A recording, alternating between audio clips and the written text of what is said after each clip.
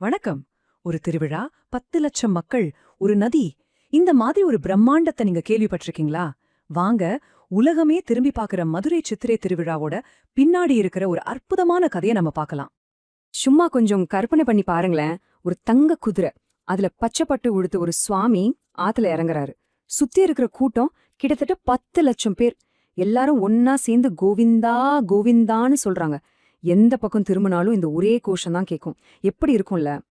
ஆனா யோசிச்சு பாருங்க, எதுக்காக ஒரு கடவுள் அவர் இருக்கிற அழகான மலைய விட்டு கீழே இறங்கி ஒரு ஆத்துக்குள்ள வரணும்? அவரை பார்க்க மட்டும் எதுக்கு 10 லட்சம் பேர் கூடணும்? இதுக்கு பின்னாடி ஒரு பெரிய கதையே இருக்கு. வாங்க, அது என்னன்னு தெரிஞ்சுக்கலாம்.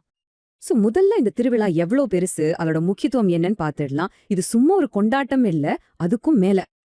அந்த ஆத்துல இறங்குற சாமிதான் கள்ளழகர். வரது ஒரு தங்க குதிரை மேல, கட்டியிருக்கிற உடை பச்சைப்பட்டு. இந்த ஒரு காட்சி அவர் வைகை ஆத்துல கால் வைக்கிற அந்த ஒரு நொடிக்காக தான். ஜாதி மதம் எல்லாத்தையும் தாண்டி லட்சக்கணக்கான மக்கள் அங்க கூடுறாங்க. இத ஒரு விழாவா பாக்குறதை விட ஒரு உணர்வுன்னு சொன்னாதான் சரியா இருக்கும். சரி, அப்போ யார் இந்த கள்ளழகர்? இந்த கதையோட நாயகனை பத்தி கொஞ்சம் தெரிஞ்சுக்கலாம் வாங்க.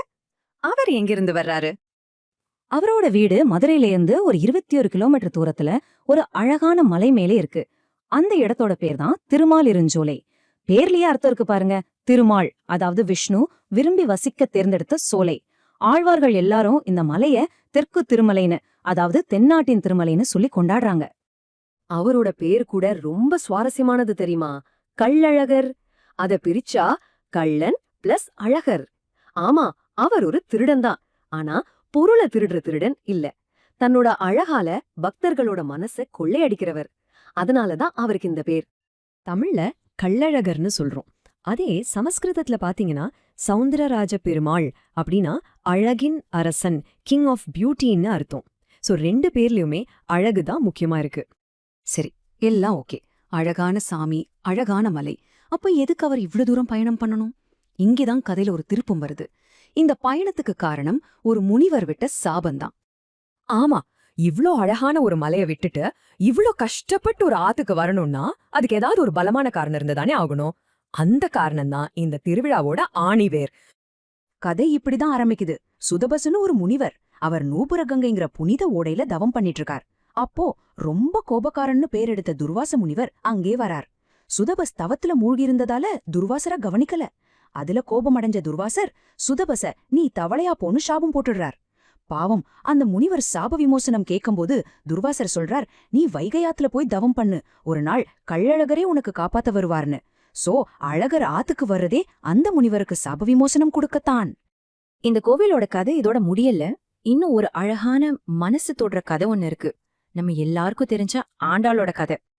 ஆண்டாள் தன்னோட தலைவன் ரங்கநாதரை கல்யாணம் பண்ணிக்கிட்டா இங்க இருக்கிற கள்ளழகருக்கு 100 குடம் அக்கார் அடிசிலும் 100 குடம் வெண்ணையும் தரேன்னு வேண்டிக்கிறாங்க. ஆனா அவங்க ரங்கநாதரோட கலந்ததால அந்த நேர்த்தி கடனை அவங்களால நிறைவேற்ற முடியல. பல நூற்றாண்டுகளுக்கு அப்புறம் ராமானுஜர் அவங்களோட பாசுரத்தை படிக்கும் போதுதான் இந்த விஷயம் அவருக்கு தெரிய வருது. உடனே அவர் என்ன பண்றார் தெரியுமா? ஆண்டாளோட சார்பா அந்த நேர்த்தி கடனை அவர் நிறைவேற்றுறார். அன்னைக்குலேருந்து தான் ராமானுஜருக்கு ஆண்டாளோட அண்ணான்னு ஒரு பேர் கூட வந்துச்சு. சரி, இப்போ இந்த கோவிலோட பிரதான நுழைவாயலுக்கு போவோம். அங்கே ஒரு பெரிய சக்தி வாய்ந்த காவல் தெய்வம் இருக்கார். ஆனா அதுக்கு முன்னாடி ஒரு ஆச்சரியமான விஷயம். இந்த கோவிலோட முக்கிய வாசல் கதவு வருஷத்துக்கு ஒரே ஒரு நாள் தான் திறப்பாங்க. வெறும் ஒரே ஒரு நாள். அந்த கதவுக்கு பின்னாடி இருக்கிறவர் தான் 18ஆம் படி கருப்பசாமி. பிரதான கோபுரத்தோட வாசல்லையே நின்னு கோவில காப்பாத்துறவரு இவருதான். அதனாலதான் அந்த வாசல் எப்பவுமே மூடியே இருக்கும். மத்த நாட்கள்ல மூடுன அந்த கதவுக்கு வெளியே சந்தனம் பூசி அதுக்கே பூஜை பண்ணுவாங்க. இங்க கருப்பசாமி முன்னாடி பண்ற சத்தியம்னா சும்மா இல்ல. அவரை நம்பித்தான் ஊர்ல பல பஞ்சாயத்துகளே நடக்கும். கருப்பசாமி மேல சத்தியமா சொல்லுன்னு சொன்னா யாரும் பொய் சொல்ல பயப்படுவாங்க. அவ்வளவு பெரிய நீதி தெய்வம் அவரு. ஓகே, இப்ப திரும்பவும் நம்ம கள்ளழகரோட மலைக்கே போவோம். அங்க இன்னும் நிறைய ரகசியங்கள் இருக்கு. அழகர் மலை உச்சியில நூபுரகங்கைன்னு ஒரு புனித தீர்த்தம் ஓடுது. இது எப்படி உருவாச்சு தெரியுமா? மகாவிஷ்ணு திரிவிக்ரம அவதாரம் எடுத்தப்போ அவரோட கால் சிலம்புல இருந்து தெரிச்ச ஒரே ஒரு துளி தண்ணி தான் இப்போ ஒரு வற்றாத ஜீவ நதியா ஓடிட்டு இருக்குன்னு சொல்றாங்க. இந்த தண்ணில இரும்பு சத்து ரொம்ப அதிகம். அதனால நோய் தீர்க்கிற சக்தி இருக்குன்னு நம்புறாங்க. வேற எந்த தண்ணியும் பயன்படுத்துறதில்ல. கள்ளழகருக்கு அபிஷேகம் பண்ண இந்த நூபுரகங்கை தண்ணி மட்டும்தான். இன்னும் ஒரு சூப்பரான விஷயம் என்னன்னா, இதே அழகர் மலையில தான் முருகனோட அறுபடை வீடுகள்ல ஒன்றான பழமுதிர் சோலையும் இருக்கு. அப்ப பாத்துக்குங்களே, ஒரே மலைக்கு போனா மாமா விஷ்ணுவையும் பார்க்கலாம், மருமகன் முருகனையும் பார்க்கலாம். ரொம்ப விசேஷம் இல்ல? அப்போ நம்ம கள்ளழகரை எப்படி பாக்குறது? மலை மேல சாந்தமா இருக்கிற ஒரு கடவுளை பாக்குறதா, இல்ல ஆத்துல இறங்கி மக்களோட மக்களா கொண்டாடப்படுற ஒரு நாயகனா பாக்குறதா? ரெண்டுமே அவருதான். ஒரு பக்கம் அந்த சாந்தி, இன்னொரு பக்கம் இந்த கொண்டாட்டம். இந்த கதை இந்த பெரிய திருவிழாவை பத்தி இன்னும் அதிகமா யோசிக்க வைக்கும்னு நினைக்கிறேன்.